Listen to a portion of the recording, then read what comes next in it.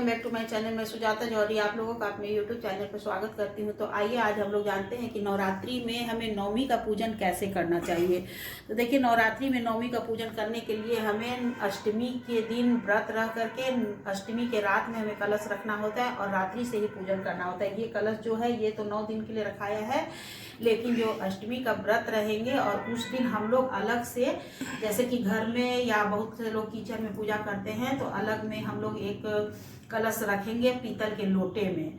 उसमें भी इसी तरह से जैसे ये कलश को रखे उसी तरह से उस कलश को भी रखेंगे, बस उसमें सिर्फ ऊपर में ये नारियल ना रख करके उसके ऊपर हम लोग रात भर के लिए एक दीपक जलाएंगे।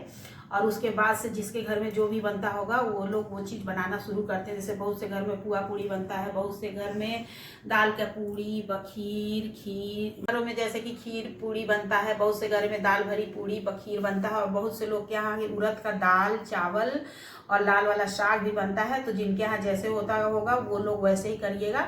हमारे घर में तो सिर्फ पूड़ी और पुआ ही बनता है। और जैसे कि कलश रख देते हैं, जैसे ये कलश रखा गया है उसी तरह से वो कलश भी रखाएगा, बस ऊपर में ये नहीं रहेगा। और फिर दीपक जला करके हमें वो जो लोटा में कलश रखेंगे, कलश के किनारे किनारे हमें 7 जोड़ा प्रसाद चढ़ाना होता है।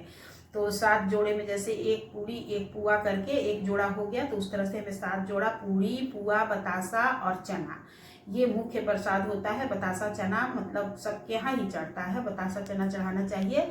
और उसके बाद से हमें जैसे कि जो लोटा में कलश लगाए रहेंगे उसी के ऊपर हमें चुनरी ओढ़ाना है, या तो फिर आपकी दुर्गा जी हैं, अगर आप यहीं पे पूजाई करती हैं तो फिर दुर्गा जी को ही ओढ़ा दीजिएगा, और नहीं तो फिर जो लोटा रहेगा वहीं पे हमें माता रानी के नाम से चढ़ाना होगा।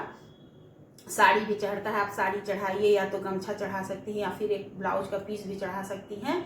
तो इस तरह से हमें नवरात्रि का पूजन करके और फिर उसके बाद से हमें भजन गाना होता है 5 ठो गा करके, फिर उसके बाद से हम लोग मंदिर जाते हैं।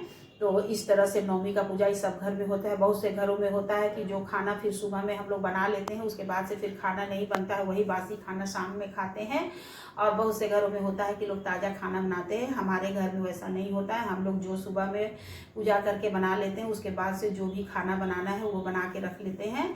और फिर दोपहर के बाद खाना नहीं बनता है और ना घर में झाड़ू लगता है, फिर शाम के टाइम झाड़ू लगता है दूसरी मीटिंग। और खाना रात में हम लोग वही जो बासी खाना होता है, पूड़ी पुआ दाल चावल जो भी बना रहता है वही हम लोग रात में भी खाते हैं। तो हमारे यहाँ नवमी की पूजाई इस तरह से होती है। आपके घर में कैसा होता है प्लीज़ हमें कमेंट करके ज़रूर से ज़रूर बताइएगा। और जो लोग मेरे चैनल पे नए होंगे वो मेरे चैनल को सब्सक्राइब कर दीजिएगा एवं लाइक कर दीजिएगा और बेल आइकन बटन पे प्रेस कर दीजिएगा। आपके एक लाइक से हमें बहुत कुछ मिल जाता है, इसलिए प्लीज़ लाइक ज़रूर से ज़रूर कीजिएगा। और सभी को नवरात्रि की ढेर सारी शुभकामनाएं। आज नवरात्रि का दूसरा दिन है जो मैं वीडियो बैठ के बना रही हूँ। पूजा हमें अष्टमी के रात में, अष्टमी को व्रत रह के अष्टमी के रात में भोर में नवमी को पूजा करना होता है। और पूजा हमें 4 बजे के पहले कर लेना रहता है, जैसे कि कौआ बोलने के पहले हमें पूजा कर लेना रहता है। तो इस तरह से हमें नवमी की पूजाई करनी चाहिए।